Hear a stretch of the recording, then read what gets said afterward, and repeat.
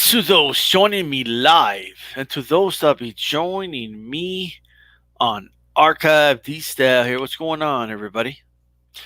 You know, I want to do this video. Um, can't commit to a live commentary tonight, so I'll say, let me do a video right now and let's talk about the zone. Because the zone has a lot of issues. There's a lot of issues that need to be addressed, and I already know what a lot of you are going to say.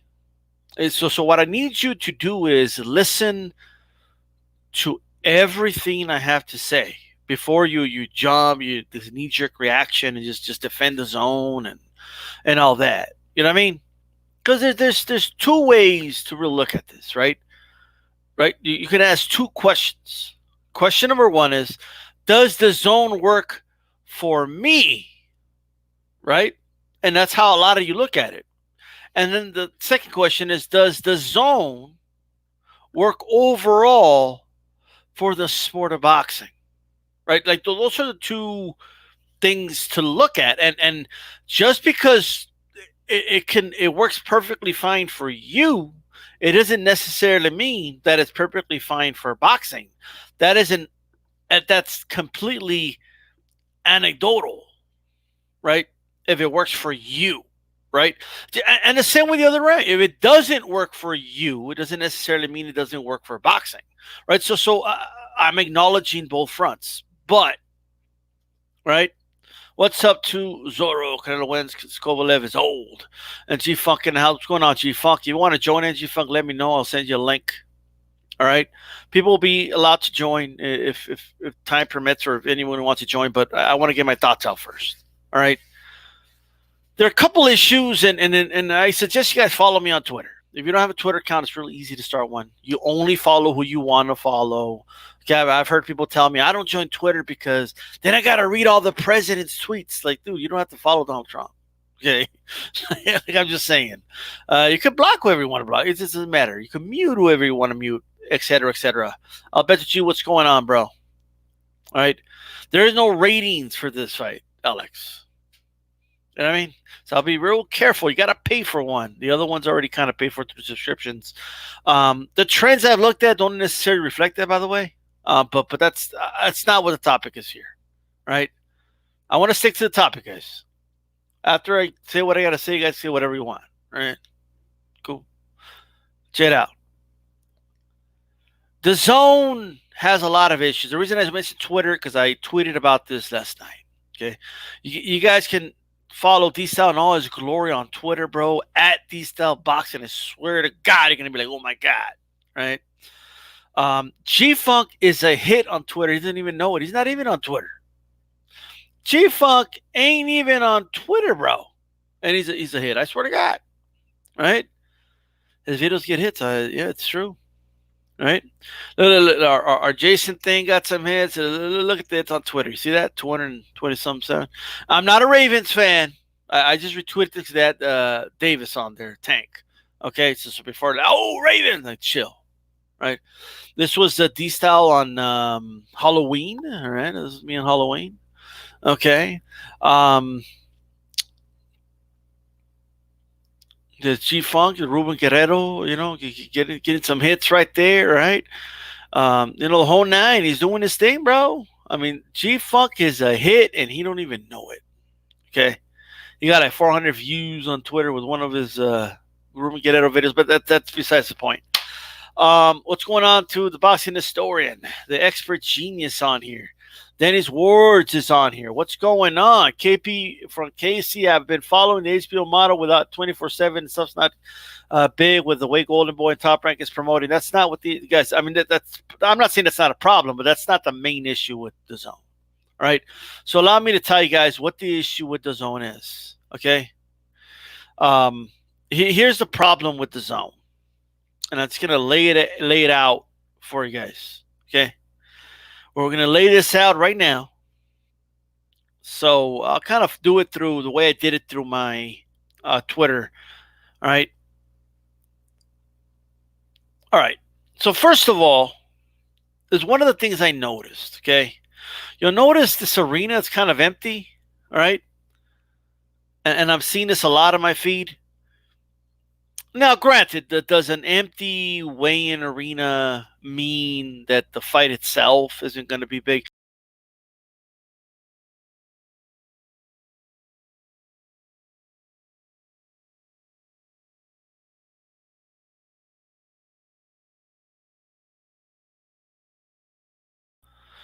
I don't know what happened. Okay, a StreamYard came up and said, something happened, but it's not your fault. Log back in. You kidding me? Also, it's weird. I'm not hyped for Canelo, for the Canelo fight. It's not weird, right? I'm back on. I don't know what happened, guys, to be honest with you. StreamYard literally said something went wrong, but it's not your fault. Log back in. Okay. Anyway. What's up, Nelson? I haven't seen Nelson Santos in a while, bro, but he came here and showed some love with that super chat. Much appreciated. All right. Check it out. Hawks got, yeah, they got Gordon, bro. The Seahawks, bro, they're underrated. And let me tell you something, man. Wilson is my front runner right now for MVP. A lot like Rodgers had one good game, and people just want to. Yeah, Max Kellerman. Well, he's a poor man's version of Rodgers. Kidding me, bro? Who cares if you think Rodgers is better? Wilson's been more consistent this year, but that's a different story. Now, look, I want you guys to really kind of think about this with me, okay? I want you to really think about this. And I'm going to go over it. So, shout out to you guys. Make sure you throw a jab at that like button. The problem with the DAZN and the DAZN brand, the app and the brand itself, the problem with it is not that it's a streaming app. The problem is that it's only a streaming app. All right?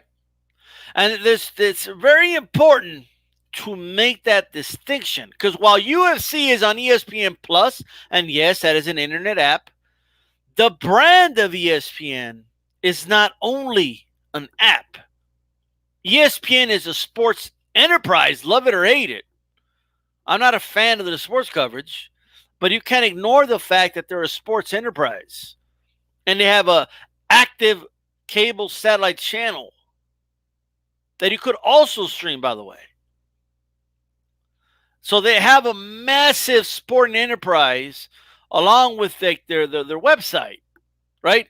People actually go to ESPN.com to get sporting news. No one goes to DAZN.com for anything other than if you're a subscriber and you're going to watch the fight on Fight Night. That's it. Okay? And some people don't even go to the .com because they have the app. Okay, you guys need to understand that. Like that's very important to know.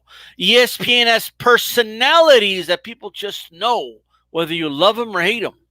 All right? DAZN doesn't have any personalities. So Sergio Mora? Who's a personality? Fucking Brian Kenny? When you see Brian Kenny on a fight, they're like, oh, that's a dude that used to be on ESPN. All right? So ESPN is a sports enterprise. All right? That's what it is. DAZN, first of all, doesn't have a brand name that people know. Dude, most people don't even know how to pronounce it, bro. All right? Are you going to watch that fight on that DAZN or the DAZN? Are you going to watch that fight on that DAZN? Like, people don't even know what it is. All right? So it's important to understand that. Like, it's important to know that it's only a streaming app. It's only available through streaming. And how does DAZN get new? Like, I want you to think about it for a moment. How do they get new subscribers? They promote DAZN on television.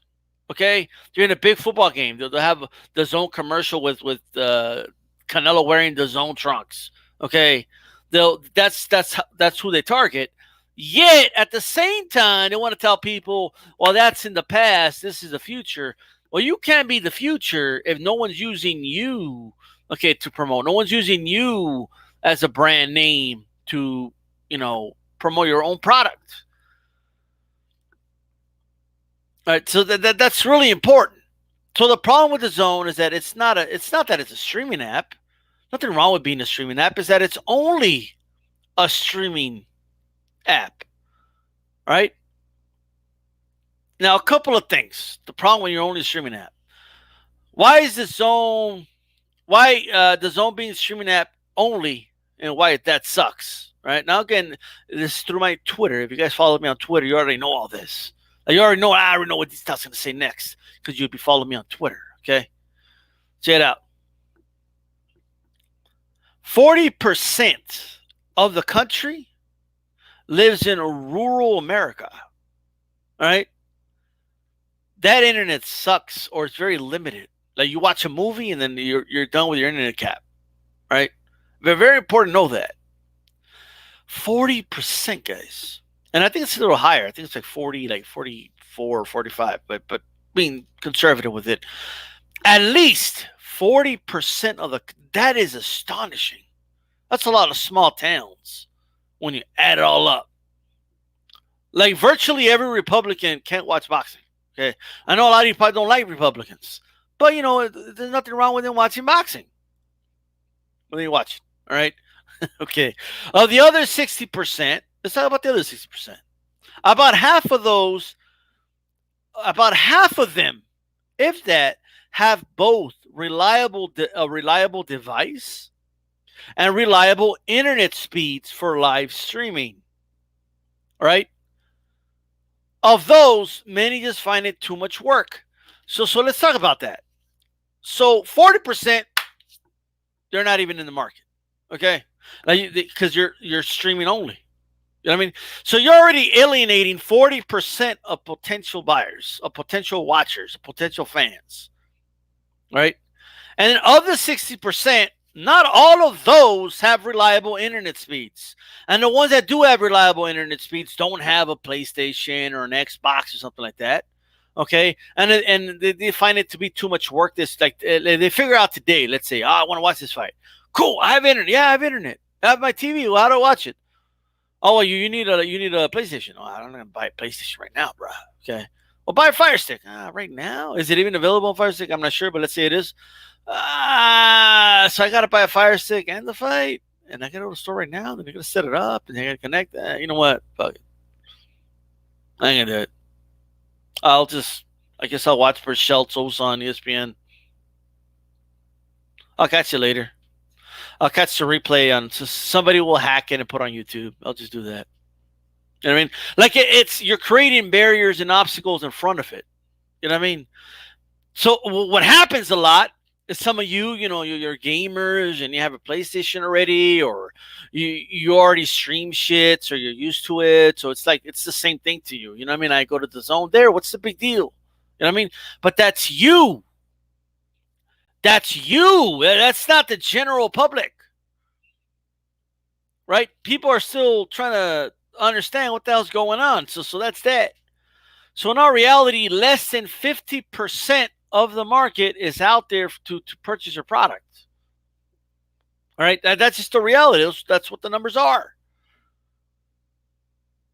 All right? El Jefe. Bro, let me tell you something, bro. All right? I'm telling you right now. Like, we're going to talk about that, but it's very misleading to what you're saying, bro. Okay? Now, but again, you guys are just, again, like you just want to be right and you're just ignoring facts. Okay?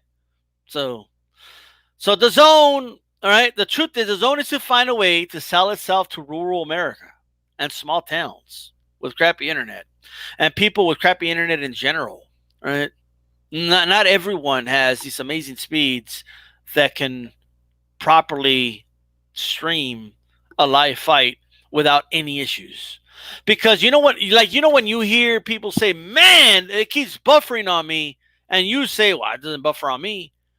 Well, good for you. Not everyone has that luxury to be in that neighborhood where you live, where your internet's good. And it has nothing to do with the status of the neighborhood either. You could live in a high-end neighborhood and still have crappy internet. All right, and it's not rare, bro. I'm telling you, it's not rare, dude. Like you guys are wrong. Like you're wrong. Like you cannot. This is not a matter of opinion, guys. Like you're just flat out wrong. You can't ignore the numbers, bro. Who in their right mind believes that streaming only is better than streaming and other options? Like you cannot be serious, bro. You can still stream, bro. But you can't be stream only. Like we all know, electric cars are the future, all right? But if you buy a car right now that's electric only, you're going to find yourself with a lot of inconveniences, all right? You got to find a spot. It's far less spots to go charge your car. A charged car doesn't travel as far as a car with fuel. Like you're just going to have a lot of issues. Like that's just the reality, dude. Like, what are you guys saying? Like, I'm telling you the numbers, bro. 40% flat out can't get it. And of the other 60%, only like 50% of them have the reliability to get it. The others they have a hard time with it, dude. Like, what are you guys talking about? Like, no. This is like, you guys are ignoring the points. Right now, year 2019 is not the time in sports to go stream only. It's not. Maybe 10 years, 20 years down the line. Not right now, dude. And right now, the DAZN is not doing really good. Just because it's doing good for you doesn't mean it's doing good. Do you guys not understand that? The truth is, the DAZN needs to find a way to sell itself to rural America. Okay, small towns or areas with crappy internet, right? Sign contracts with Dish, DirecTV, with Comcast, with Spectrum, okay? Get on a satellite channel. Hell, some people don't want to even touch their caps to streaming. There's areas, like, for example, where Cox Cable is, and I know this for a fact. They have caps on the internet. So if you stream a lot, especially live streaming, it eats up the internet. All right? It eats it up, guys. What is it that you guys don't understand? People don't want to pay an extra $50 for unlimited internet. Plus for the DAZN. Plus for whatever other apps. That gets tiring. 92AQ, first of all, Netflix is not live streaming. That's number one. And number two, they have a lot of debt, okay? And number three, okay? They're not available to 40% of people, okay? Netflix is far more popular than boxing, all right? What are you talking about? Stop trying to be right, bro, and listen to me, okay? So like you guys just want to be right. You're ignoring the facts I'm telling you. Well, Netflix is doing okay, so there. What are you talking about? You're okay? Like, you're telling me right now that you believe streaming only is better than streaming plus broadcasting through a satellite dish. Like, you think that's better.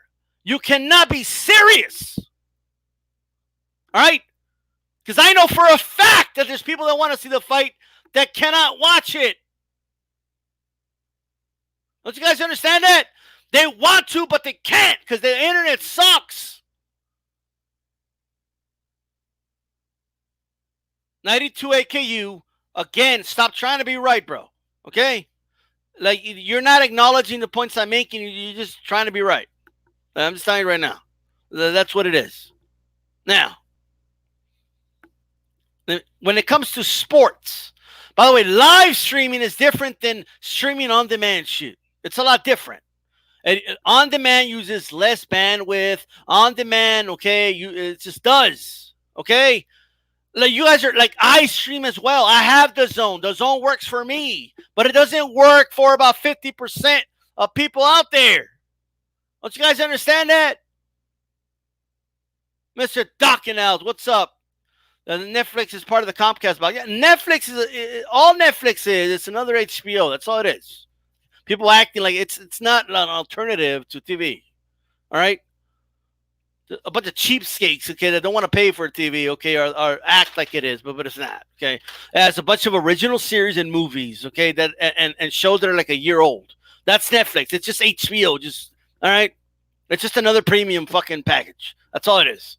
Mr. Doc, I grew up in a rural town, average 20 kids in class, grades K from kinder to sixth grade, so I can easily admit my interest is entirely selfish. It works for me, but I completely understand the problems you're highlighting. Absolutely. You guys need to separate what works for you and if it works for the sport as a whole. You need to separate both those things. All right? What's going on, Nelson Santos Strike? They're both streaming platforms. Just one is more censored. Okay, look, and here's the thing. When it comes to sports, all right, turn TV on, go to channel, done. Press record if you want to record it. Okay? In the year 2019, this is just the easier option. Okay? It just is. Order the pay-per-view. Oh, it's on channel 500. Done. Okay? That's it. No. Let me go to the app. Download fight. Buffering. There's a fight. Okay? Let me cast it to my TV. All right. Now, if everything's set in place, it'll work perfect. That's just not the case with most people. Okay? Like, there's too many barriers that can make it go wrong. All right? Like, you guys got to understand that. You need to stop being freaking ignorant. What's up, the Ringside Reporter Live? All right? 92 AKU. We're going to talk about that. But you need can you just, for God's sakes, admit that streaming only is not better than having the option of streaming, and if you can't get good internet, have another way of watching it? Can you just admit that? Is it that hard to admit, guys?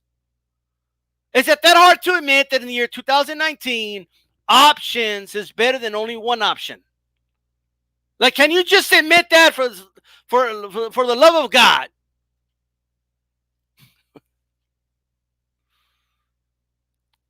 Yes, in Europe, internet flows so much smoother. There are playing games here in the U.S. with live streaming. Well, in the U.S., there's a lot of issues, a lot of old wires that a lot of like companies like AT&T are still using. Okay, like there's a lot of people that just don't get that, bro. Okay, all right. Now, good. I'm glad you guys admitted it. I'm glad you're admitting that I'm fucking right. All right, but now. God damn. Look, in some regions of the country, people have their caps on their internet as well. Live streaming eats cap space like Andy Ruiz eats Snicker bars. Okay? Oh, yeah. And now you know. Oh, shit. God damn. Like, you guys know that, right? Cost Cable, as an example, charges $49.99 for unlimited on top of your internet bill, and you need their top speeds too for reliable live streaming. Live streaming takes up a lot of bandwidth, guys. Much more than on demand. Far more. All right? In fact, it's a known fact that the more people that stream off a live stream, it's the probability of it going out on a certain percentage of them because there's not enough bandwidth in there. Okay? Like, that's just a reality. Okay? Bandwidth is like latex. Right?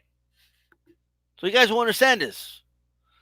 The problem is there's only so much it can expand before it rips. All right? So, and that's why a lot of people got a bunch of cheap asses out there. They got Hulu to watch the Super Bowl, right? Weren't able to watch like the third quarter or fourth quarter. I forgot what it was, but like an entire quarter of football, they couldn't watch it because it crashed. Okay, live streaming crashes. So before you guys get all like, well, I don't have any issues with mine. Okay, just because it didn't crash on you doesn't mean it didn't crash on other people. All right. It's kind of like when it's kind of like when you, let's say something catastrophic happens, with your cell phone, and you call them, and then the line's busy. Well, it's busy for you, but it's not busy for everybody else. It's just that they're clogged up, right? They're completely full. That happens with live streaming, right? And the zone does not have the resources, okay, for a certain amount of people. They just don't. It's clear to me. That's why a lot of people lose signal. Okay, that's why it crashes and freezes and buffers on a lot of people. Even when they have 300 megabits per second, even when they have like a freaking PlayStation, even when they have all those things, the likeliness of that happening is just higher. Not to mention, if you live in an area like for your cable, like AT&T, Cox Cable, there's others that are following suit. They're putting caps, and you have to pay extra for caps, right? Yes, truth is word. Cable's far more reliable. Like, it's not even close. It just isn't. Now these streaming apps get away with it because they'll blame the internet. They'll tell you, like, you'll call them and they'll be like, "Oh no, it's working fine. It must be your internet speeds, and it must be this, and it must be that." My DAZN and ESPN Plus freeze, and I miss 2-3 seconds here and there, and dude, I have 300 megabits per second. Okay, with the Spectrum internet here. Okay, 300 megabits per second. Okay, I have a Fire Stick. I have a an Xbox. I have I have a freaking Surface laptop. I have a Samsung Galaxy. I have a lot of things. A lot of and I still have those issues. I still have those issues where I didn't get to see the last 10 seconds of the round. I still have those issues where it starts buffering. I have to reload it. I still have those issues. Like, you have to live in fantasy world to tell me, right, that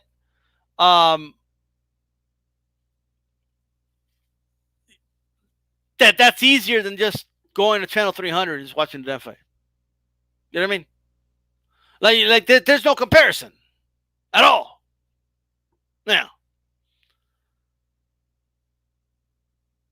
so you can see DAZN can reach a greater audience, and they simply sell the product to cable and satellite TV as well. Do it as a la carte. I'm going to be honest with you guys right now. If DAZN was offered on my TV package, I would just pay for it. Okay? You know why? Let me tell you why. Because it's going to be available at, let's say, channel, I don't know, 600, whatever. It'll be on channel 600, okay? And I could just watch it, okay? That's it. Simple as that. I'll just be like, done, okay? And I could use my, smart devices to look at my Twitter timeline and all that, right? And guess what? If I'm not home, okay, I'll be able to be like,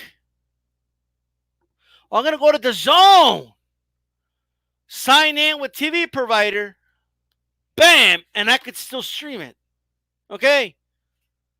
No one in their right mind doesn't believe that's a better option. That's a much better option. Why not have it available on both platforms? All right, like no one in their right mind would think, oh no, that's not a better option. Yes, it is. Uncle calls you, right? Hey, what's up? You want to watch the Canelo fight? Oh, just go to channel 300. What do you have? You have DirecTV? Yeah, just go to channel 300. All right, cool. That's right there. Just call him and just tell him you want DAZN. All right, cool. Bye. Done. Okay? Not. What's up? You want to watch the Canelo fight? Oh, okay. Are you at home or where are you? At home. Okay. Do you have a Fire Stick? No. Hey, your son has a PlayStation, right? All right. Okay, get the PlayStation. Put it in the living room. Put your son on the line. I'm going to show him how to download DAZN. All right. And then you hear him arguing in the back. I don't care about that, Dad. I want to play my video game, Dad. He don't want to stop playing his video game. Man, he lives under your roof. Tell him you want to watch the fight.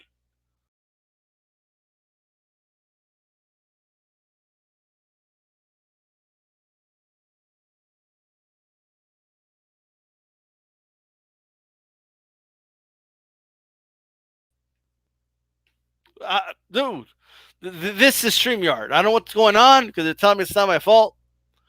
All right. So chat out. Let me go to your house right now and I'll connect it for you, okay? Do you have a laptop? All right. Do you have an HDMI? What do you mean you know what an HDMI cable is? Okay, it's the one, it looks like a phone charger, but it's bigger. All right. Okay, connect that to the side of your laptop. All right, now connect it to the back of your TV. Put it on HDMI 1. Okay. Oh, fuck. Okay, let me help you fucking change fucking tuners here. Okay.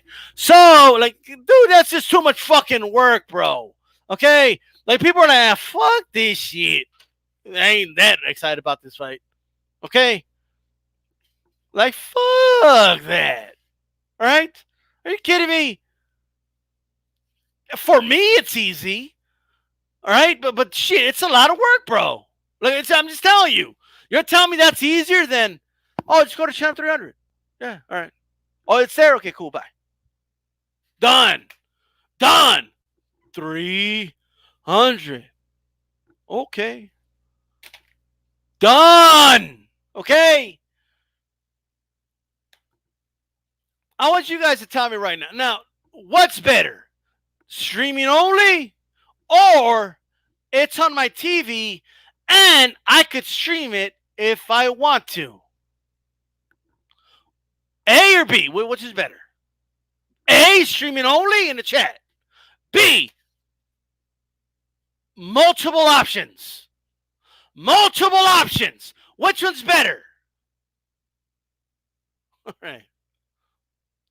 And Netflix already has multiple options because all those movies are available, okay, on pay-per-view, DVD, at the movies. They're on HBO and all these other before they're even on fucking Netflix. Okay, so chill out.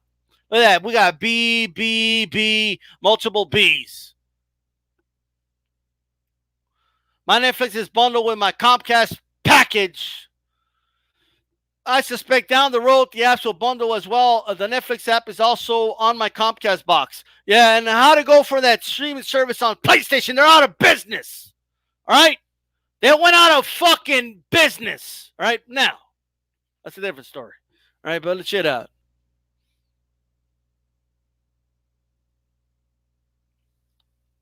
Now, but Mr. Doc, like, if you had a choice, do you want streaming only or streaming and I could just go to a channel on my TV and watch? You know what I mean? Like, let me give you guys an example. Ariola Kawanaki, right, was on Fox. Okay? So I can just go to channel 14 here in El Paso and watch it. Now, unfortunately, that's when the shooting happened. So the news was just talking about that all day. Okay. So what did I do? Since I have options, okay, I was able to go to the Fox app and it said sign in through your provider. So I signed in through my provider. And guess what? I streamed the fight. Okay. And I watched it. I streamed it on the Fox app because I have options. Okay? The options are better than no options. Do you guys not understand that?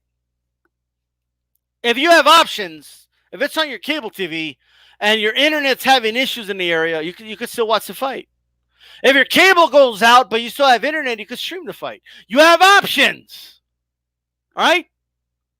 Options. I'm just saying.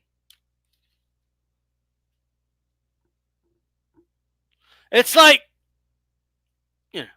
I won't go there because I'll get in trouble. All right, look, Expert Genius B. A lot of Catch fans don't know Canelo fighting tonight. Yeah, and that's the thing. Since there's no options, there's less options, and you're alienating half of the fucking country. Half of the country doesn't even know what the fuck's going on. And of the other half, they don't know what the fuck's going on either. All right? So that's it. Now they knew about these fights, bro. Don't do that 92 AKU. Don't do the false equivalency because it's not going to work here. Okay, it's not going to work here, bro.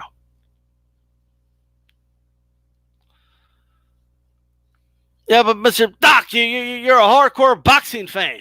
That's why. How are you gonna go to a broadcast channel to access an interactive app? What are you talking about? People do it already. What do you mean? You could have, yes, you can. What do you mean? What are you talking about? Are you serious right now, Pete? Come on now. I don't know who you guys think you're talking to, but I know about all this shit. Okay, look, let me tell you something. First of all, let me give you an example. Like Red Zone does it. NFL Red Zone, they do it, right? They're available on broadcast TV, okay, cable, satellite, and they're available as a streaming option as well. You can go to NFL.com, right? Like I can go to NFL.com, right, and I can stream Red Zone, right? It's an interactive app, right? You know what I mean? But I could also go to my TV channel 155 and watch it as well. And if I'm not home, or even if I am home, I can go to NFL.com and I can press sign in, and it'll tell me sign in through your account or through TV provider. I go to TV provider, I put my login information, then I'm streaming NFL Red Zone. But it's interactive app. That can easily change. They're already using cameras and the cables to broadcast, guys. What the DAZN is doing is that they're broadcasting, okay, to a base, right? Usually what happens is that they broadcast to the base, and from there they send a signal to a satellite, which the cable or satellite TV provider handles. They don't have to handle any of that.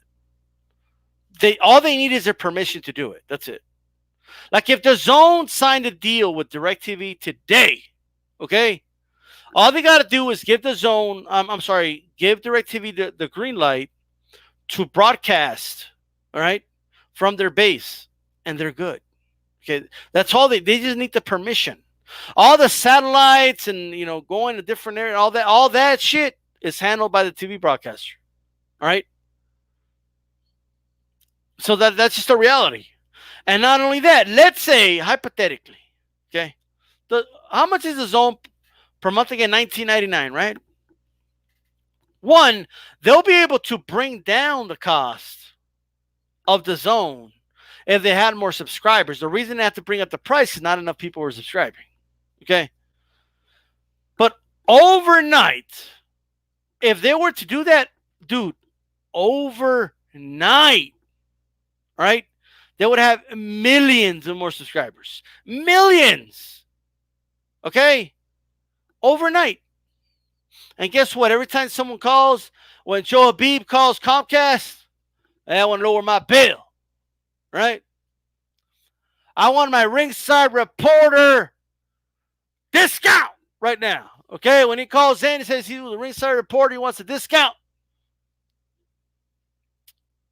And he goes, I want my discount. But before he speaks to an agent, he's going to get that notification. Hello, thank you for calling Comcast. Don't miss all the great action of the Canelo fight tonight. He's going to be fighting Kovalev.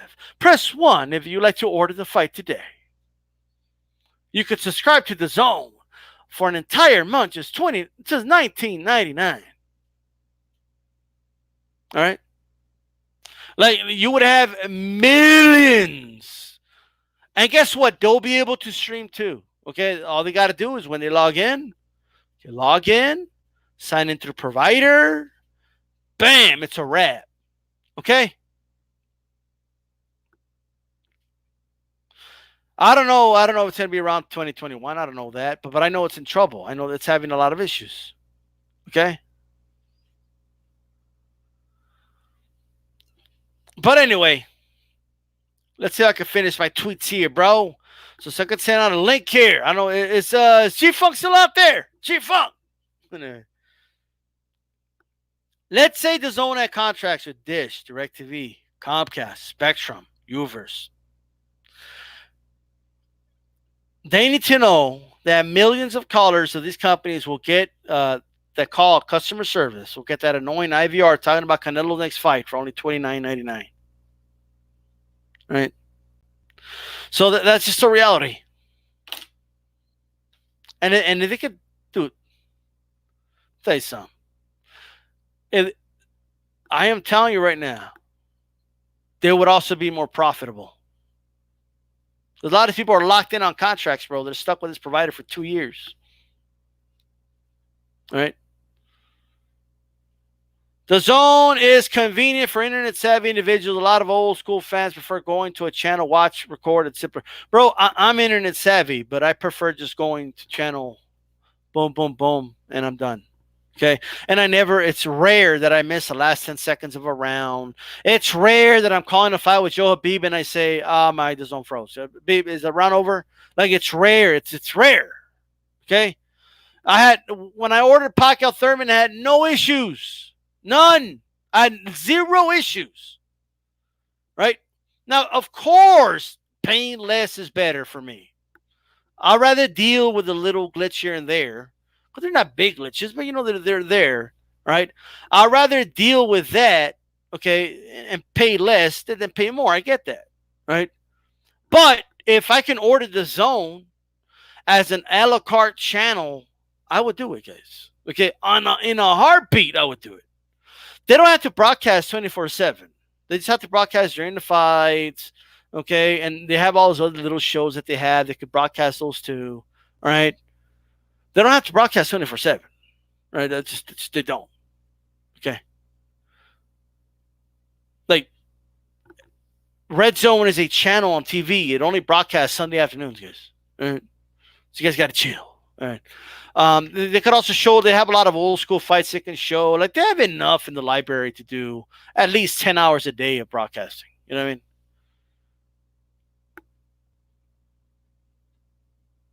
Let's see. The fighters that they are signing are paying too much and putting on lackluster fights. What's the last zone that put people so excited to see? And here's the thing, guys. I get your point.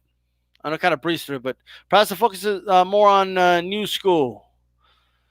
Dude, there's no reason to, like, how can I put this? Right? How can I put this? If there's still something that's very real and still there and still going to be around for at least 10, 20 years, you don't like just pretend it's not there anymore. Okay? I'm just saying. Like, you don't just pretend. Is G-Funk there? But anybody wants to come on, I want to talk about this rehydration clause. I knew there was some. I knew it was a little too good to be true. I knew it. I knew it was too fucking good to be true. The link's in the fucking chat if anybody wants to jump on. And Mr. Doc wants to jump on. I want to hear more of your thoughts regarding your dad and all that and the zone and all that. So you want to jump on? Let me know. If Fox Strikes wants to jump on, let me know. If G-Funk around? Let me test G-Funk. Joe B wants to come on, you come on. Whoever wants to come on, jump on.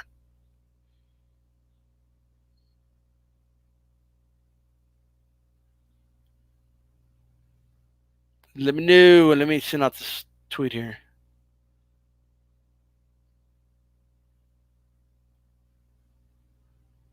G-Funk, oh, he's on. I don't even have to. Look at this. I was about to text G-Funk. He's already on. What's up, G-Funk? What's good, man? Can you hear me? I could hear you loud and clear. What's going on, bro? Oh, man.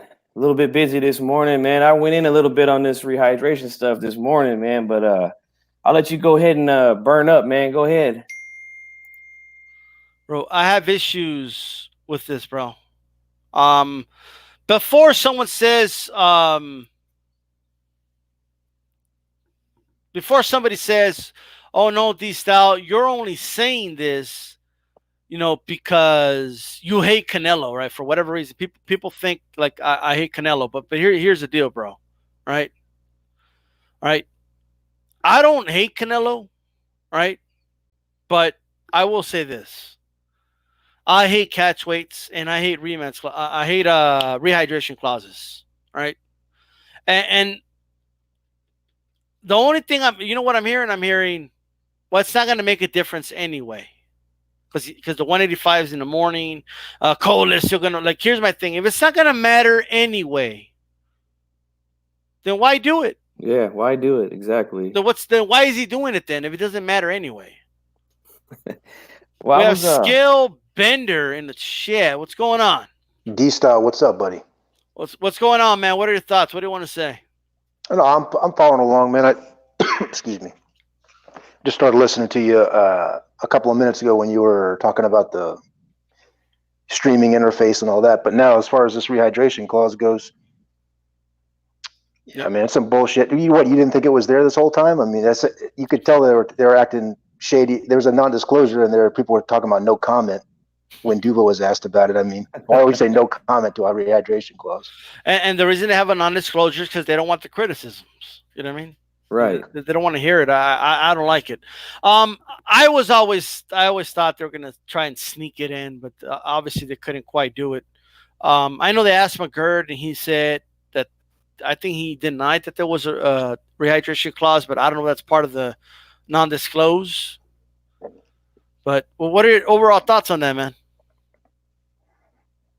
I mean, it puts an asterisk on the fight. I mean, Canelo can't bitch about people not giving him full credit. You didn't go up to 175 and beat and shoot a fair one with a 175 pounder. You didn't do it. You put an asterisk on your own fight. You try to hide it. Rehydration or gloves or a ring, any of this shit, drug test. This is all stuff that your management contracted for. You knew what was going on. You're asked about it. You're given some bullshit answer like I'm fighting at the full 175 weight. Okay, so there's no rehydration and no catch weights. I'm fighting at the full 175 pound weight. That's all he kept saying. I mean, come on, man. You're not gonna be able to hide this shit. Do you like? I'm a firm believer in that. Sometimes a cover up is worse than the crime, right? Like if he just came out from jump and said, "Oh yeah, there is a rehydration clause. This is our reason why," and Kovalev agreed to it. I think while that would still be bad, I think trying to cover it up like they did just makes it worse, in my opinion. Do you agree with that? I agree 100%, man, for sure.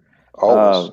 Because I'd rather have you be honest about it from the jump, than to come out. I mean, the day before. And for me, like I seen you posted here on YouTube, and I was like, man, I was looking for it. I could not find any information on it. Like it was really hard to find information on what the weight was and the limit and everything, man. It's crazy, man. But I just want to say something real quick about what you were talking about with DAZN, man. Go ahead. I didn't plan on having I'm going to watch the fight regardless because I'm a fan, I didn't plan on watching it at my place because I'm going to be moving real soon. Didn't want to have a bunch of people over.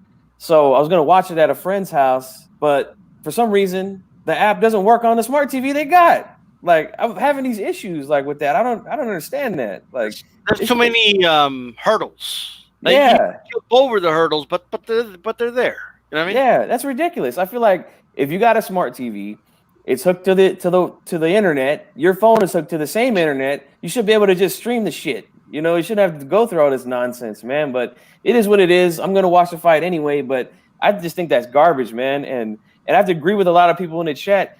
Nobody knows Canelo's fighting tonight. Like I'm starting to get calls like now. Like normally I get these calls like a week or two before. True talk. My brother just found out that Canelo fights today. Yeah. Right. My sister hit me up this morning. She's like, and a few of my cousins are like, "Hey man, you watching Canelo? You watching Canelo?" I'm like, I watch all the fights, but these calls are coming in the last fucking minute, man. Nobody knows about this shit. Let me tell you, G-Funk, if this fight was on, let's say HBO, if HBO was still around, for example, or Showtime. Yeah. Let me tell you something. Everyone with cable and satellite TV, which is over half of the country, okay, would know whether they're boxing fans or not, or whether they were annoyed about it or not, would know that this fight's happening. Absolutely. Absolutely. I agree, man. And it's crazy, man. And to see those pictures at the weigh-in, like, you don't see that, man, at Canelo's fights. You just don't see that, man, Well, what happened to Lion Ryan? He said he packs the house. Well, he didn't pack shit last night. Somebody on Twitter told me, like, the girls are still in school. Like they were in school. They'll be up tomorrow. Mr. Doc, tell us why your dad hates the zone. What's going on? My dad's in his early 70s. All right. I'm technically speaking an old dude myself, but I feel like my involvement with music kind of kept me up on technology, right? So for me, like I said in the chat, living in the city, you know, like you said, tech savvy, right? DAZN works great for me. For my dad, completely fucking worthless. Completely worthless. You follow?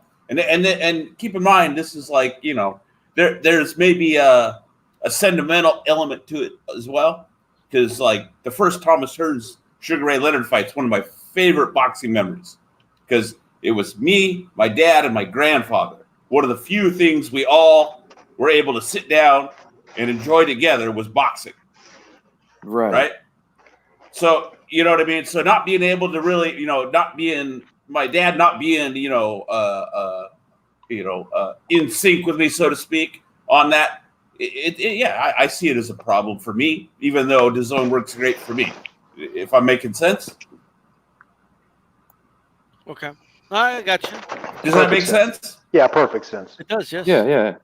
You Those know, guys of a certain generation don't want to put up with that bullshit interactive apps. They don't want to fucking. They just want to put the goddamn ESPN thing. The ESPN thing works great for him because he knows ESPN. He's got the channel. If anything goes wrong with his, you know, phone or any shit like that, he's got cable out where he lives. He still lives out in the sticks. Like I was saying, I grew up in a to give you an idea, those who didn't catch it. I grew up in a town where my class was on average about 20 kids from kindergarten to sixth grade, which is completely, you know what I mean? That's unheard of nowadays.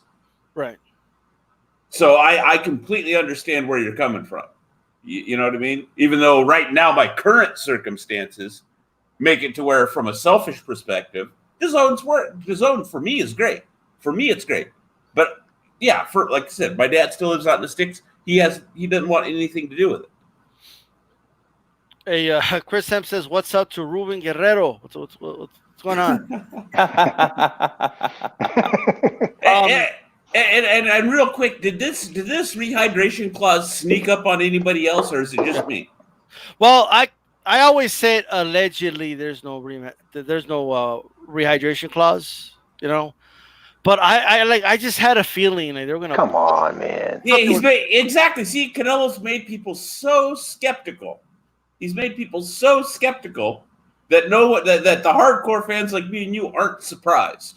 Yeah, but you have a lot of his fan base saying that it's not gonna make a difference anyway. That why are people over exaggerating? It's Kovalev will be the exact same fighter on fight night anyway. And my rebuttal always is, then why do it then?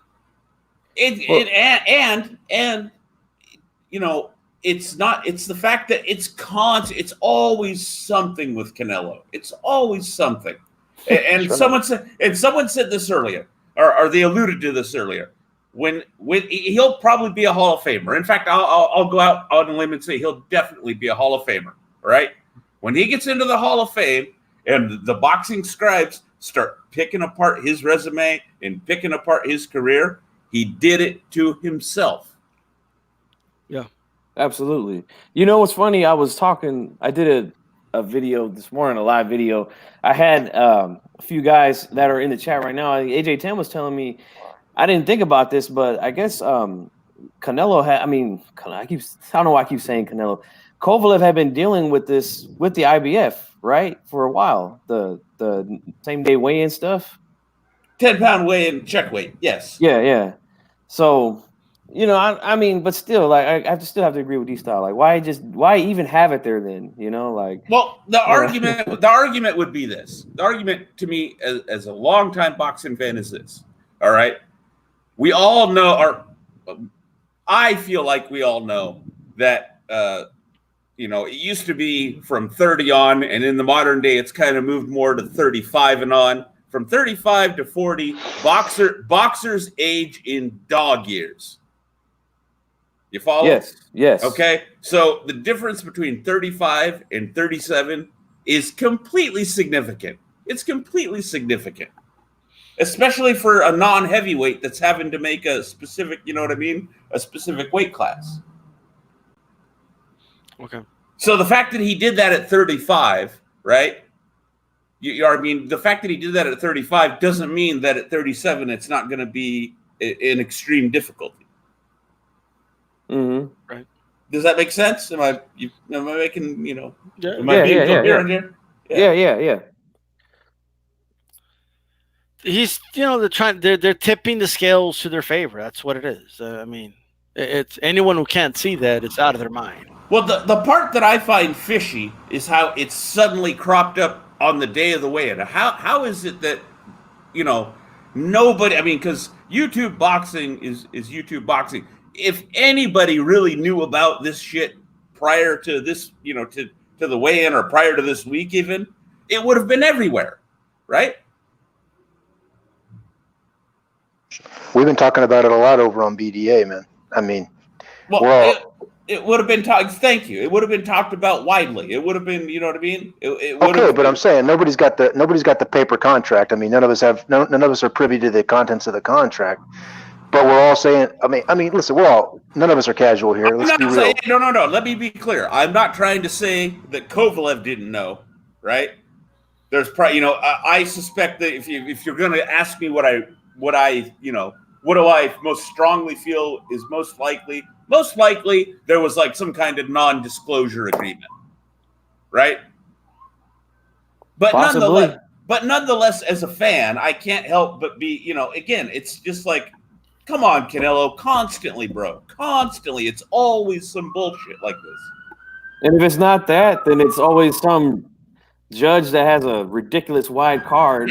Exactly. Thank you. It's a wide scorecards, or it's bringing guys up from a lower weight, or it's guys that are old. You know what I mean? It's, come on, man.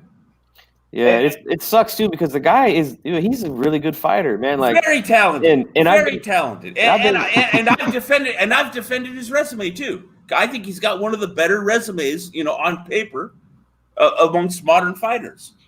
But it's getting tougher and tougher to be sympathetic towards it. And like DStyle, I know DStyle's a pro wrestling fan, right? If ever Canelo should have been a face in a given fight, it should be against woman stalking, dog punting, racist ass Kovalev. But somehow he's managed to take that sympathy away from himself. No one's gonna be sympathetic if he gets knocked out. Am I wrong? Well, that's because a lot of people don't care about wrong or right. Don't care about the outside the ring shit. This is affecting the in ring shit. Right, but you get my point, right? As a wrestling fan, if ever he should have been a face, it should be against Kovalev. Am I wrong? No, I agree. Most definitely. We got Expert Genius here in the chat. What's going on, Expert? What's up, bro? I was good. Can y'all hear me? Okay, loud and clear. I know you asked me the question, but you could ask the question to the panel here. All right, man. My question to y'all is, man, how is Canelo daring to be great if he's putting a rehydration clause on Kovalev? And also, I'm gonna add to that, you know, what was this rehydration clause when Amir Khan asked for it against Canelo? That's a great question. That's the great question. See, that's well, I already know what the Canelo fan's gonna say. The Canelo fan's gonna say, but Canelo's the face of boxing, man. He gets to call the shots. That's what they would say. Bro, I've already got those text messages this morning. The same exact thing you just said, DStyle. Sugar Ray Leonard, right, was the face of boxing when he fought Donnie Lalonde at 168 for and ironically a light heavyweight title. Yeah. And if you try to bring that up to anybody that knows anything about boxing history, they're going to stop you and go, no. That was some bullshit. Right. And Sugar Ray Leonard, and here's the real point. Sugar Ray Leonard did that, you know, from, you know, pretty much that's the one indiscretion on his resume. Canelo has a whole bunch of various, like, you know, no catch weight for Khan, like you just mentioned, right? The Chavez Jr., you know, rehydration clauses, and so on. Yeah, it's definitely, man, it's an asterisk for sure. But go ahead. Yeah, when I found out about this yesterday morning. As soon as I found out about it, I put out a video on it because this is just crazy to me, man. And you can't say you daring to be great and you doing silly. Well, I ain't trying to cuss on your channel. You doing silly stuff like this. It's all right. We're not PG-13 here, you cuss. No. 4 weeks ago, as of 4 weeks ago, there was, I don't know, now this is when the article came out that I saw. I don't know when precisely the interview occurred. They asked Buddy McGirt about this, and he said, I don't know. As far as I know, there is no rehydration clause. Which is true. Which would be true. So at minimum, Kovalev didn't find out, and his team didn't find out until 4 weeks ago that this was going on. No, that's not right either. Yeah, it's messed up. Well, no, I'm saying that's incorrect to think that. I'm saying this was contracted in the very beginning. Buddy McGirt is not under a non-disclosure agreement.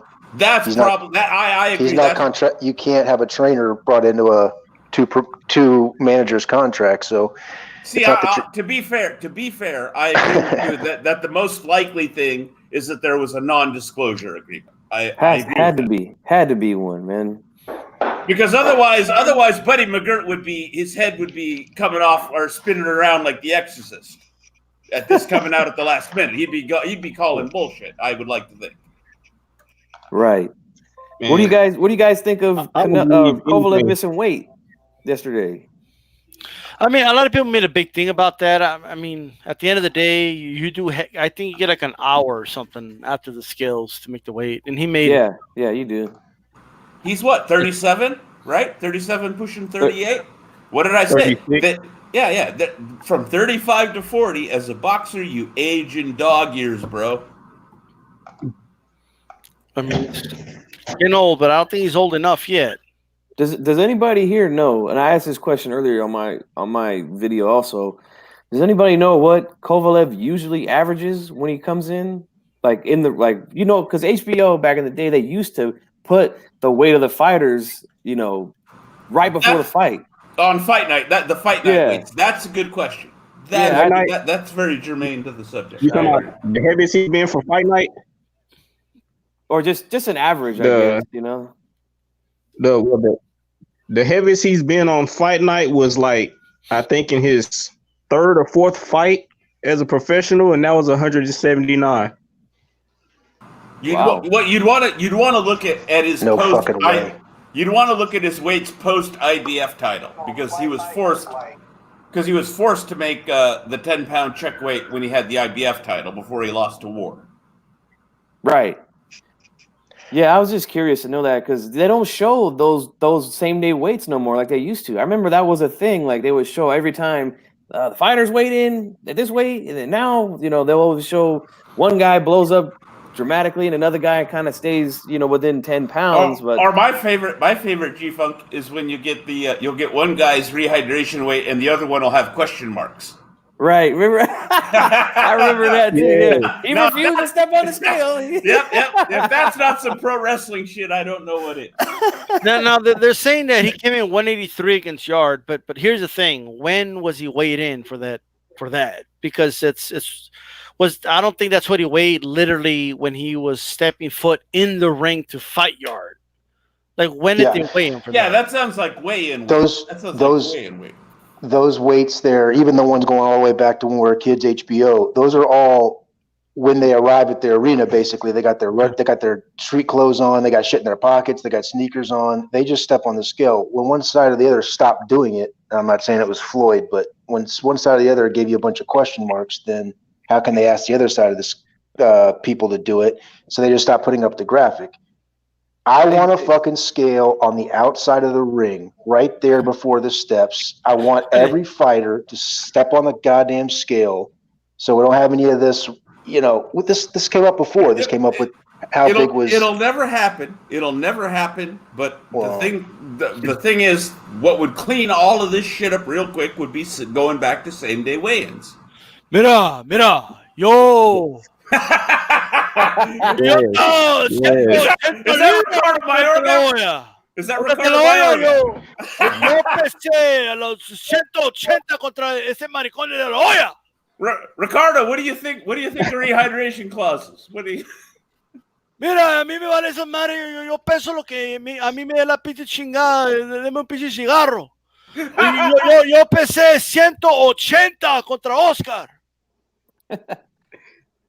Hey, this dude, okay. This is not the movies. This is not singing in some movie. Can someone faggot. This is translate? boxing. Can someone translate for me what Ricardo Esta thinks? no es una película, ¿eres pendejo o qué? Esto es boxeo, maricón. This is boxeo. Don't disrespect me, motherfucker. Hey, D-Style. This dude, D-Style. like, I don't know if you guys remember, is I'm gonna go to you next, but before I forget this, I remember when they do the rep goes through the instructions, right, in the middle of the ring, and right when they're walking to their corners, this dude, Mayorga, this dude didn't give a shit. Like, this guy told everybody, he's like, I weigh 180 pounds, I'm coming after you. You know, he just yelled it out. Todo es 180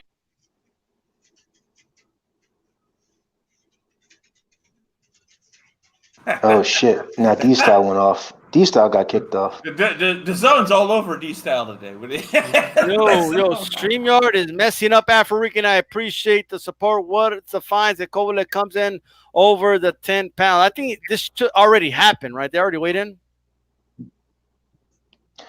No, it's a financial penalty which he should pay. In a perfect world, I hope he just fucking pays it. Okay. And just rehydrates to wherever he wants. I agree completely. If I'm one of Kovalev's handlers, I'm telling him, fuck that shit. Eat and drink like whatever you need to be comfortable. Just and I'll pay. Yep. Come in normal. But before I pass it on, like, here's my thing. And we're gonna have day before weigh-ins. Then if a guy makes the weight the day before, then that's it. I mean, if this is what people want, you know what I mean? Because either we're going to have day before weigh-ins or we're going to have same day weigh-ins. All right. Thank you. That's just how I feel about it. Like, I don't like. They need to make up their minds. We can't do, weigh in the day before and then weigh in again the day after. I'm just not that thrilled about that myself. You know what I mean? Doc, Dude, any rule within the ropes of the ring that are governed by a governing body, a state governing body. Yeah. Any of those variables should not be contracted over, under, around. I'm talking gloves. I'm talking actual weigh-in weights. You know, that's gonna be no catch weights, but so be it. No, any of the weights, the rehydration, any of the gloves, the ring size, the goddamn ring size should be 20 by 20, not 22 by 22 for a boxer, and not a fucking baby's crib for a banger. That should not. You shouldn't be able to adjust the ring size, the canvas, the padding under the canvas. None of that shit. Right. But unfortunately, anyway, I don't want to go on a rant. Hey, D-Style, you gonna be on here for a minute or no? Are you streaming for a minute? I'm not sure. Probably another 20 minutes or so. Can you or one of your guys put another link in the chat so I could get off my goddamn phone for a minute and get on the computer? Yeah, just type in when you're back in the chat. I'm in here. Oh, here it is, right here. Sorry about that. Yeah. I want to mention something real quick, man. 92 AKU in the chat was saying about, well, you have the same energy for the Mayweather when Mayweather had the catch weight for Canelo. Bro, I did my video this morning. I left a link to a video from 2013 when I did a prediction for that fight. Mm-hmm. And I talked about the damn catch weight. Like, I'm consistent, bro. I mean, I can only speak for myself here, but I'm consistent on these things. I do not like catch weights. I don't like these guys playing around with anything with the weights, man. Just get in there. If you're going to move up, fight the motherfucker where he's at. Pure and simple. That's just the way I look at it, man. Yes. My shit goes back to, like I said, Lalonde versus Leonard, which was like 89. So yeah. Don't try to come to me with that. Come on, man. Right. I mean, I just think that if you're going to fight, especially if you're going to fight for a watered-down belt, I mean, these belts are watered down nowadays. You know what I mean? Like, if you're going to move up and fight for a belt, you got to fight just the way everyone else fights for those belts. And if the excuse is no, but like let's be honest, the excuse, the idea is, is to fuck with your opponent one way or another. It's to make it difficult on your opponent at the very least.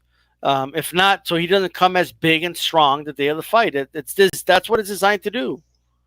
And boxing's a mental game, just as a physical game, and going into a fight knowing that, man, it makes it, I think, difficult for fighters. I think, you know what I mean, and they're just trying to make it difficult on Kovalev. So to me, there's an asterisk here. There just is. Absolutely. And I don't want to hear like, dude, the weakest response is it wouldn't matter anyway. That's just a weak response.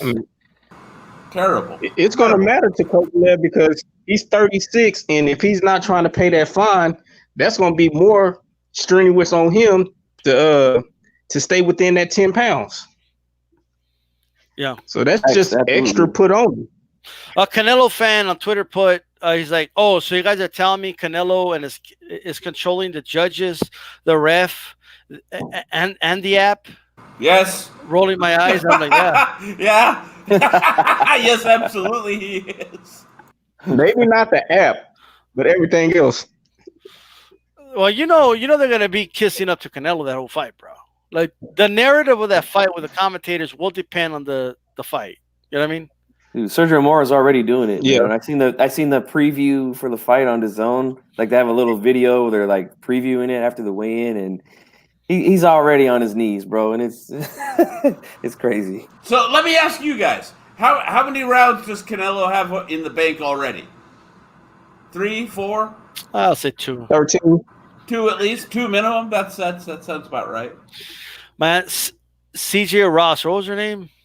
CJ Ross was the one that called the Floyd Ross fight a and draw. that what's it first name again? The Bird. Adelaide Bird, and Adelaide you had, Bird. and don't forget Levi Martinez in the Lara fight with the 117, 111. Can you imagine Bird, Martinez, and Ross were the judges? That's like the perfect storm, isn't it? What's up? I'm gonna go ahead and say that. Canelo already has 13 rounds in the bag. So even if by some miracle Kovalev wins all 12 rounds, he's still losing. That'll be crazy. I don't know. I mean, I don't know if Canelo has that much pull right now, just because he is making it a little difficult for the zone right now. You know what I mean? Like he's attacking his own promoter when his promoter is telling people. All De La Hoya is telling people is, oh, don't worry, we're going to make this Kovalev fight. I mean, this Triple G fight happen. You know what I mean?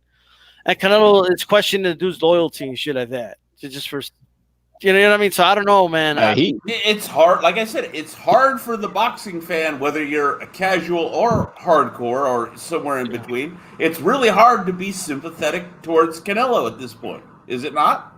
Like I said, it's Kovalev, the Crusher. No one likes the Crusher, but all of a sudden, I see I'm detecting all of this, for lack of a better way of putting it, sympathy for the Crusher. And that's only because of Canelo's track record, man. Some people feel he's got to win by knockout. But you get what I'm trying to say, right? Yeah. I have no sympathy for Canelo, but because of Canelo's antics, I'm got pulling no for sympathy Kovalev, for and I hate it. Thank you. That's what I'm trying to say. You're not going to have no sympathy for Canelo either, right? Right. None. And like I said, if ever Canelo should have been the face in a given fight, it would be this one. And he's taken that away from himself. Yeah. Extremely. Not with his fans, though. His fans still love him. So. Yeah, but they're fucking. Well, they're cult members, man. The first time I ever, I will say this now that we're on the topic, but I remember back Canelo Triple G won when Adelaide Bird gave that wide ass scorecard. It's the first time I tuned into D-Style. I can't remember how I even got on the channel. It was a post fight.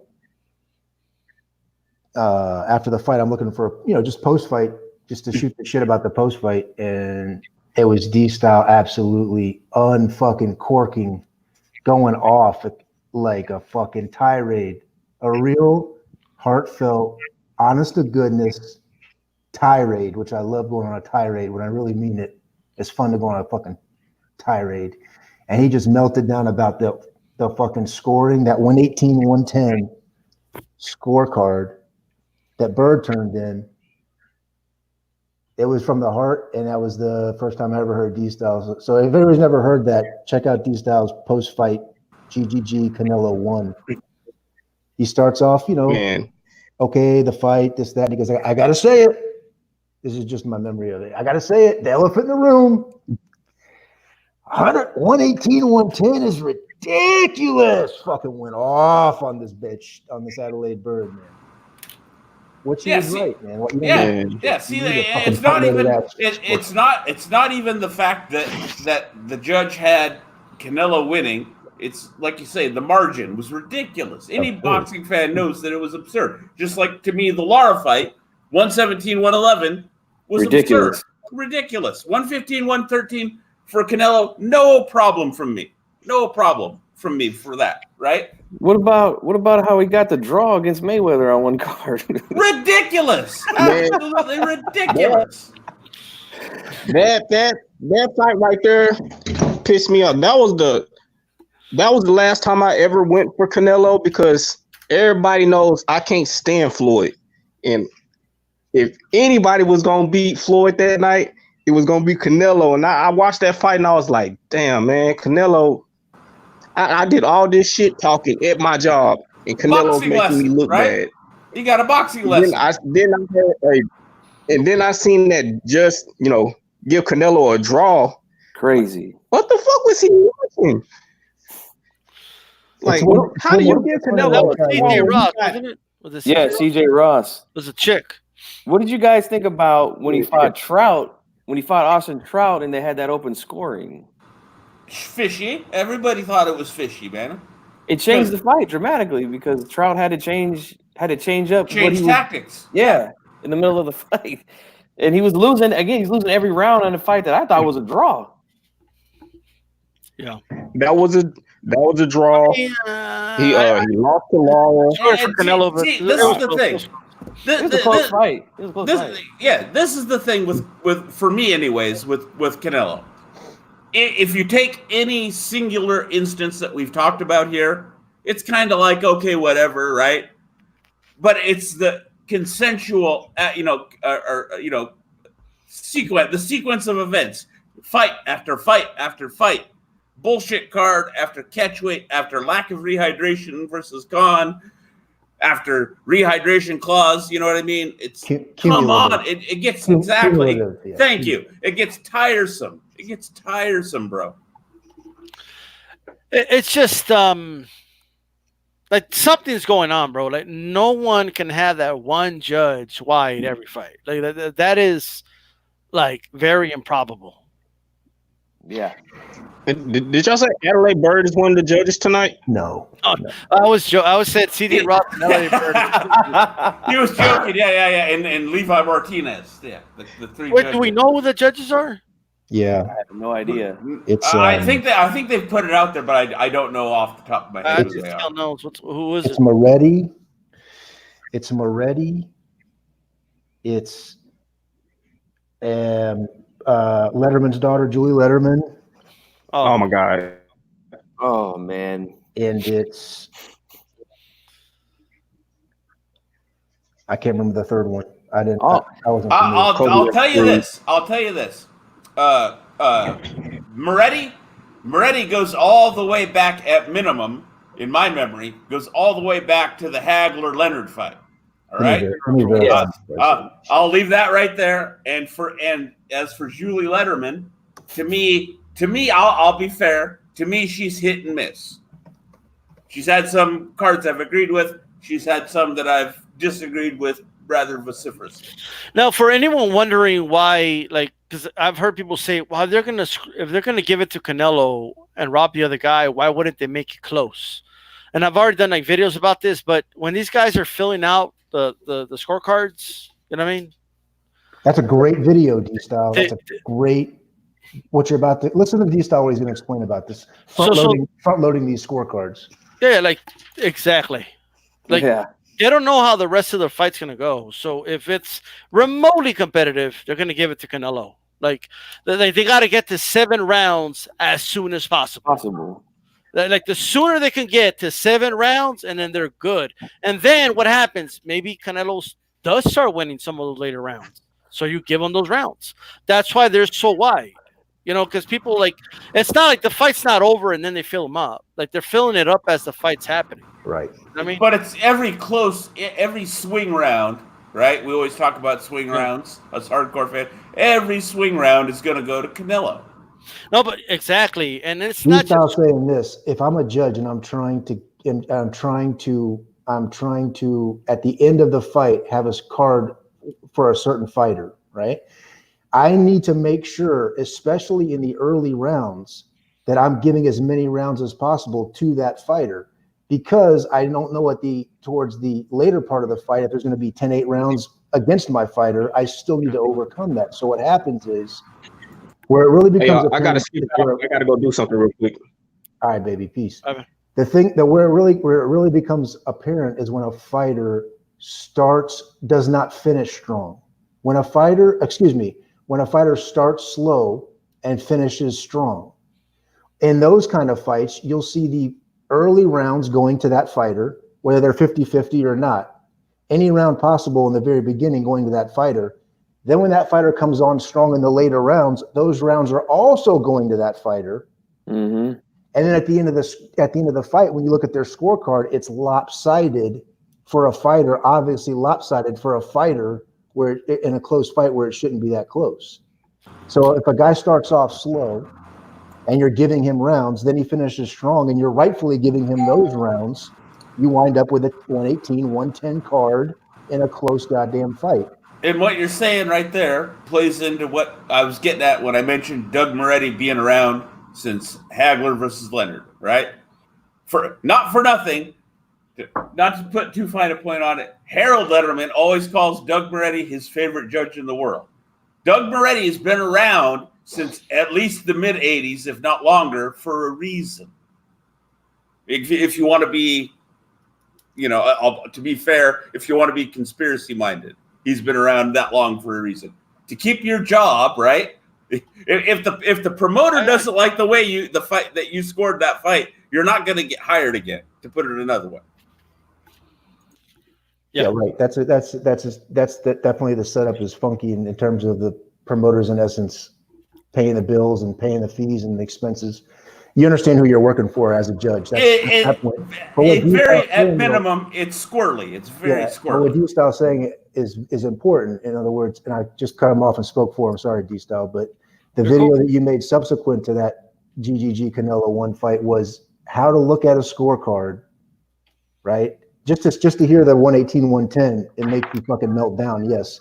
But when you look at the actual scorecard and you notice front loading for a fighter, you could see that they're trying to just get past a certain point where they can still safely get to the end of the fight and still score it in their favor.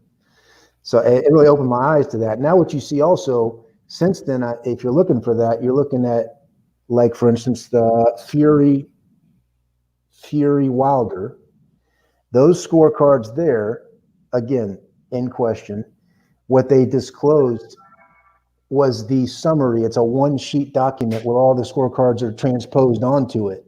They didn't. I said after the fight, I was on BDA. I said, I want to see the fucking scorecard with the goddamn judge's ink on it. I don't want to see the one sheet of paper where they transposed all the scores onto with Jack Reese's little comment on the bottom, close fight, close rounds. I want to see the fucking scorecard, the pen on the paper. The physical one, the actual one. Yeah. That's a good point, because usually you'll get, like you're saying, you'll at least get a photocopy of each individual card as it was filled out by each individual judge round by round.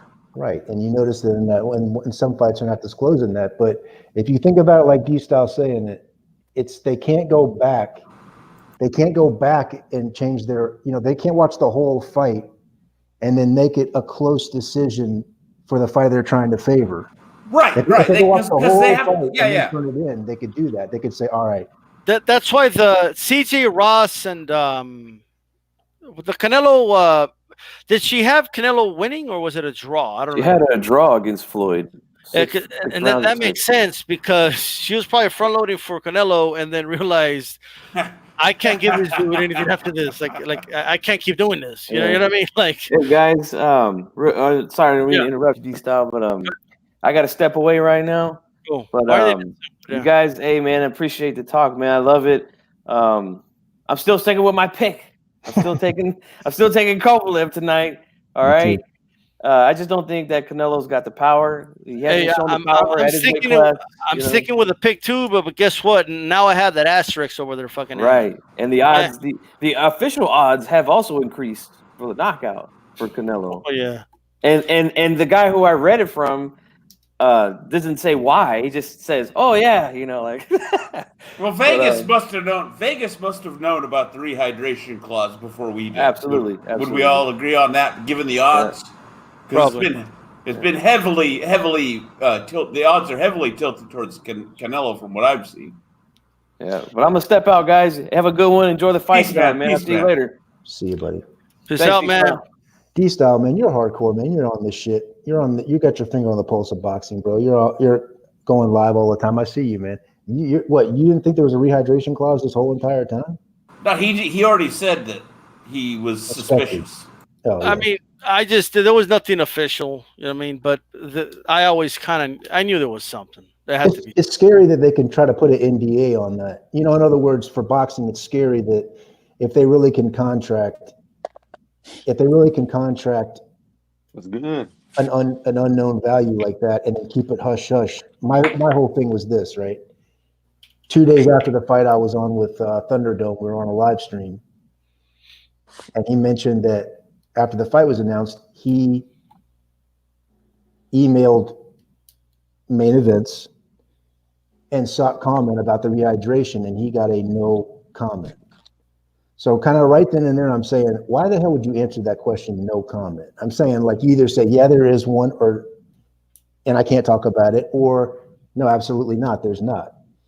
So the fact that she said no comment, I'm saying, I'm sure at that table, if D-Style and I are contracting for this, and I'm Kathy Duva, or I'm Main Events, and he's Golden Boy, no offense, D-Style, but I'm saying, what do you want me to say if I'm asked? Like, okay, I understand there's a non-disclosure, right? I get it. So what am I supposed to say? I'm not going to lie and say there's not one. Yeah, that's and I can't say that there is one. So what the fuck do you want me to say? Say no comment. The most likely thing is that there was a non-disclosure agreement. Would you agree, D-Style? That's a way of saying yes, there is. Well, it actually saying yes, there is. Okay, unless you stand there and just blink at him like a cat and don't say a fucking word, just. Then what are you supposed to answer? That's what I would ask Golden Boy. Okay, you don't want me to disclose it, right? And I'm not going to fucking lie for you and say there's not one when there is one. So what do you want me to say? Tell me the verbiage I need to use, and I'll use it. So they say no comment. My point. I know what they should have said is what Canelo was saying. Oh, this is a 175-pound title fight. Yeah, but you don't understand that's a bullshit ass answer when they're asking him about that. I hear him answering like that, and I'm going, listen to this guy, man. Listen to him. Well, you got to talk like a politician. That's what you got to do. Yeah, but my point is this: you were asking earlier about does it make it worse when you cover it up? That was the question earlier. Yes, especially when the cover up is so third grade remedial school, low level ass. Right. Like it's fucking cheap cover up. It's not even a fucking. Let me just address this comment real quick, Chris M. I don't think anyone was talking about just in general which rounds are harder to score. That's not what the conversation is. The conversation is when you look at a scorecard and you scratch your head and you're wondering if they're going to screw over that fighter, why not at least make it close? Like, why give people the ability to say, oh, come on, that's not 117, 111. What the hell were they looking at? That's because they're giving as many rounds to the guy that they want to see win early. Okay, they want to lock in that W as soon as possible and leave enough cushion. All right, that's all. Because they think that's going to lead to them getting hired to judge further fights for that promoter. Am I wrong? No, you're right. For whatever reason, direct payment, they like this fighter better, whatever. Whatever. The implications there, and to further your point about the cover up being worse than the crime, if someone mentioned the Amir Khan fight, there was no rehydration. To me, when he knocked out Khan, he exhibited like genuine guilt. To me, maybe this is just me being warped because I'm also a pro wrestling fan. But if Canelo worked heel, I would be less offended. Right. You know what I mean? If he was unapologetic about, there's a fucking rehydration clause because I'm fucking Canelo. You know what I mean? Yeah, at least do the whole while he agreed to the fight. He agreed to He felt bad. But when he knocked out Khan, he drops to his knees and starts praying for the guy. Do you think Margarito does that? No. Margarito is flat out denied the gloves, but that's a different story. What's up, 92 AKU? What are your thoughts, bro? Earth to 92 AKU, you there? AKU, you there, bro? All the way from go ahead, Doc. I was just saying that for me personally, if Canelo worked heel and was like unapologetic about all this shit, right? You know what I mean? If he just turned and raised his hands after he knocked out Khan without any rehydration clause instead of dropping and praying for the guy, it wouldn't be quite as offensive. For whatever reason. Maybe that's just, I've watched too much pro wrestling. Well, I mean, I kind of get what you mean. Like, at the end of the day, like, Canelo's trying to, play the good guy, but he's doing shit that pisses people off, so. Exactly. That's what I'm getting at when I say if ever Canelo should have been face, it should be against Kovalev, but he's completely undercut himself in that regard. Well, he was face. I mean, did you see him say that he was praising his daughter? Did you see that? He's trying to. You see what I mean? He's trying to be the face, but he undercuts himself. By the way, look. I'm glad that he loves his daughter. That's a beautiful thing. That's great. I have no problem with that. But dude, I want to see like genuine hey, I'm gonna knock you the fuck out, bro, tomorrow. All right, like I want to hear more. Like, I want more fire. I'm not saying like be fake or anything like that, but I'm just saying, to me, that's the time to like literally tell people, hey, this is my time. You know what I mean? Like, it's the talk's over, but it's not really over because I'm still talking, and I'm gonna knock this guy out, and that's what I want to hear at press conferences. Like, you want Conor McGregor kind of. And don't try to sweep like rehydration clauses under the rug until the day of the weigh-in. That just doesn't work if you're trying to be the face. If you're heel, right? If you're heel and unapologetic. And if you sweep it, don't just leave it under the rug, bro. Okay? Like, get this shit, throw it away somewhere, because we're going to see it. Thank you, DStyle. Exactly. Right. What's up, AKU? What's going on, bro? Yo, can you hear me now? Okay. Yeah. Oh, okay. Yeah, about Canelo's personality, about him, you want more fire out of him. I think that's just that's not him. It's gonna look really fake if he tries to do that because he's never. No, I'm not saying be like this. Turn to Tyson Fury all of a sudden. That's not what I'm saying. Okay. Yeah. By the way, Tyson Fury's entrance that show was epic. By the way, but that's I'm just saying, like, dude, like. I'm saying be real. Like, dude, you want to beat the shit out of this guy. Like, just tell us the truth. Just tell us you think he's broken. Like, this dude's broken. Like he's not the same anymore. He's old. Like, I'm going to knock him out. I'm the A side. Yeah. There's no reason I'm not to proclaim. I call the shots, that, third. And there's no guarantee. It's hella hard to get a knockout. He's probably not even going to get a knockout. It's really, really hard to get a knockout.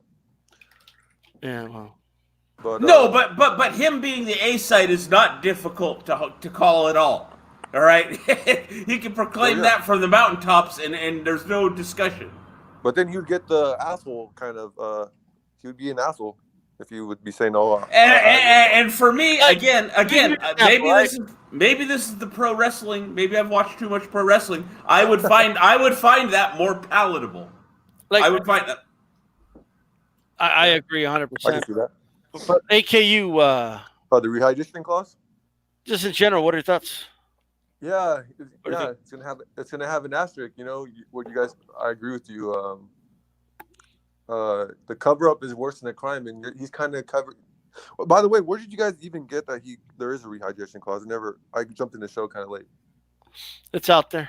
That's my question Something? too. Was it official? Because I just assumed it from the get go. But I'm saying, did somebody actually? I'm serious. All I can say is this: God damn. I only heard about it the day of the weigh-in. I think Dan Rafael reported on it. The day of the Oh, weigh-in. okay.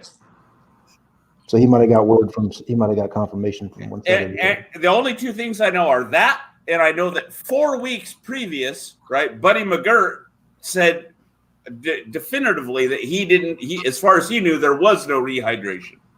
Which So is the truth. Which is the truth. Buddy McGirt's not going to be privy to any of these contract negotiations. Well, doesn't look, man, come on.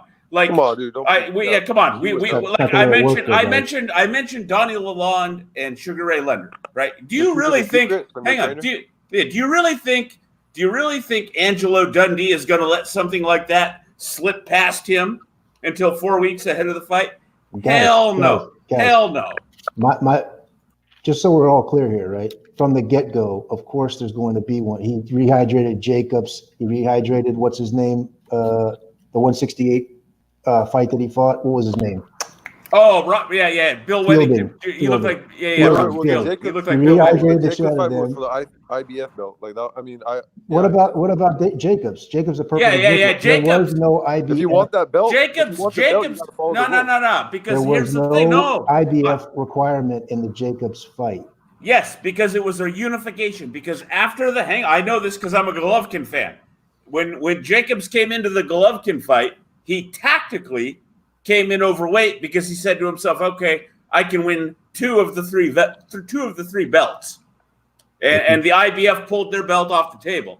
After that fight, the IBF came to a conclusion that okay, we don't want to get left out. So when it's a unification, we're going to waive our next day check weight of 10 pounds. Correct. So when Canelo came in to fight Jacobs for the unification, the 10-pound check weight should have been waived. It was waived. It should have been waived, but Jacobs got fined $2 million for coming in over 10 pounds. No. It was the IBF did not require it for that fight. It was contracted for by Thank Golden you. Boy. That's what I'm saying. Contracted for by Golden Boy. Yes. And in the media conference 2 days before the fight, if you go back and look, this is the part that pisses me off about Canelo. Okay. He's got management to contract and negotiate all these terms, right? So that's the way I started off thinking about this. Is a few, fights ago. I go, listen, these guys got management. They don't know who they're going to fight next, who they're not going to fight next, who they want to fight. Their management negotiates these things. That's the way it should be. But during that the final presser 2 days before the fight, it was informal. They were sitting like a little living room setting. Jacobs on this area over here and Canelo and his crew on this area over here. Reporters had access to both. They went to Danny Jacobs and they said, is there a rehydration? He goes, yeah, there's a rehydration clause. Excuse me. They went to Canelo's side and Canelo said, yeah, there is. It's an IBF requirement, 10-pound check weight. They went over to Jacobs' side and Jacobs' side kept it real. There was no non-disclosure on the table. Right, this is the evolution of this. And Jacob said, no. It wasn't no IBF fucking requirement. It wasn't no IBF requirement. There is a rehydration clause, but Golden Boy put it in the contract. Yeah, because the IBF They went back to Golden Boy's side because they're in the same room together, and they said, "Yo, we just went over and talked to Jacobs." Jacobs said, "Not an IBF condition. You contracted for it. What say you about that? What do you say about that?" And that's when Canelo said, look, I'm not concerned about any of this stuff. I'm just focused on the fight. He's got an advisor behind him talking. Yeah. See, then Canelo tries to work heel. I'm just focused on the fight. Yeah. So you see right then and there, that was in the Jacobs fight. He caught heat about that. The next day, Jacobs did come in 2 pounds over. He did say that he came in overweight, and Golden Boy was pissed off that he discussed that with the media. Yeah, $2 million allegedly is the reported amount he got fined for that. Right. So now this fight here is contracted so that no one can talk about it from the very. They don't want what happened at the end of the day to happen on this fight, and so they got a gag order out there. They agreed to the fights point blank. Like, come on, right, dude? These are men that they're agreeing to the fight. Yeah, but we're not the fighters. We're fans, man. Yeah. Well, here's the thing, and AKU. Here's the thing. I just came in, but had to take a quick bathroom break. But anyway, as far as the like what you're saying, like I hear that a lot. While they agree to the fight, while they agree to the fight, while they agree to the They fight. Okay, I mean, fair enough, fair enough. But here's the thing, right? At the end of the day, fighters shouldn't be changing the rules for themselves to benefit themselves. You know what I mean? Yeah. Like here's the thing. So okay, fine. So Kovalev agreed to an asterisk that Canelo has to wear, and you know. Yeah, but when they do that, when they do those rules, there's a react there's a they're gonna get an asterisk for that. Just that's just what comes with it when they change the rules. By us boxing nerds, we're gonna realize that. No, fair enough. Like I said, when Canelo gets into the Hall of Fame, which I think he will for sure. All right, because I've to be clear, as much as I've disliked Canelo ever since I've always had a problem with him ever since the Lara fight. This is the reason. This is the reason. But this is the reason. This is the reason I've been a hater since then. Not because of the fact that Canelo won, but because after the fight, when they said, "Oh, Canelo, will you give him a rematch?" Canelo said, "Why?" What do you mean, why? As a boxing fan, that's not what I want to hear. All right. So ever since then, I've kind of had a problem. Like at least pretend, bro. Like at least back in the day, don't say I'll fight anybody. Exactly.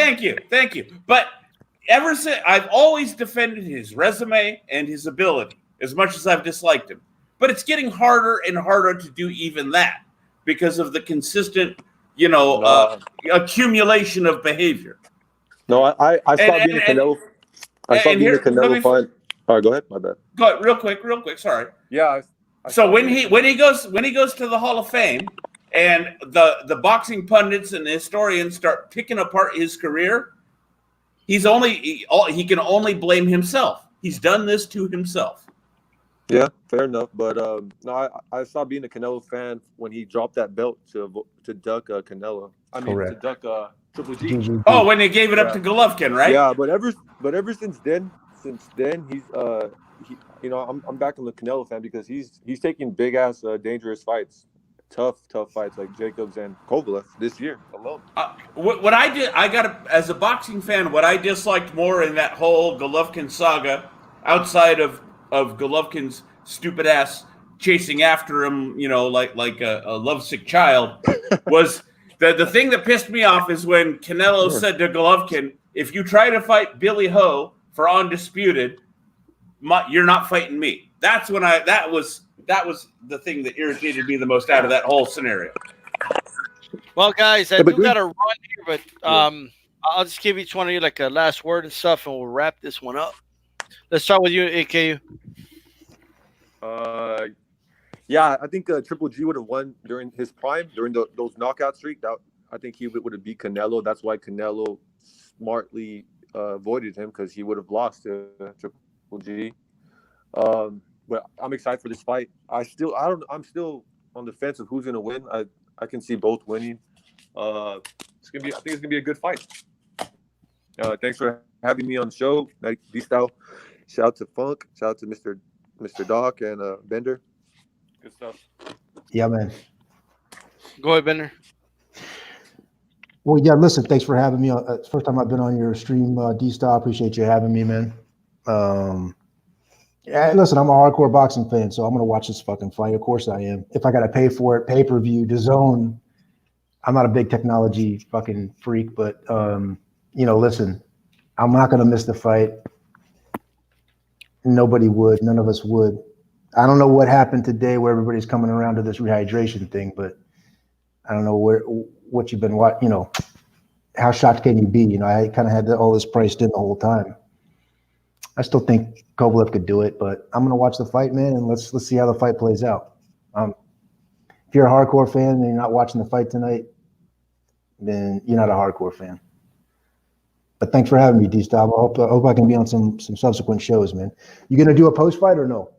I'm not sure yet, actually, but I'm probably gonna be at Ringside Reporter with Joe Beebe. Yeah, they're good people over there, man. I like Beebe. Thanks for coming on, bro. Thanks for having me. What's up, Doc? Final words, bro. I'll just reiterate what I said. I comparatively speaking, I'm pretty tech savvy compared to my dad. So for me, DAZN works great. He still lives out in the sticks. He's an older guy, boxing fan. Me and him have been watching fights together since Hearns versus Leonard 1, right? So, you know what I mean? I see both sides of it. I see both sides of that. I see both sides of that. And as for the Canelo and the rehydration clause, no one's surprised. Just like me and you have been saying, it would be more palatable if Canelo would just embrace what he is. I'm the fucking A side. I got all the stroke here. You know what I mean? Like, you know what they could have done? Like, this is all they have to do. Okay? Hey, guys, we're going to have a rehydration clause for this because, man, have you seen the deaths in boxing? We can't tolerate guys being overweight and other dudes by this much, blah, blah, blah, right? And they could have come with that. And now obviously, maybe they didn't do that because he's outweighed guys. I mean, so what are you going to do? Yeah, but again, that goes back to what I said about the Khan fight. When he showed, in the ring, he showed, like, remorse or like, you know what I mean? Like, guilt, for lack of a better way. He got on his knees. He's like, yes. Please don't die, bro. Like, yes, yeah. A real boxing heel like Margarito wouldn't have given a shit. He would have turned around and put his arms up. But yeah, I agree absolutely. Like when he was on Cintron to get up. Remember that? Exactly. Canelo would be way more palatable to me if he was, acted that way about it. I'm the A side, deal with it.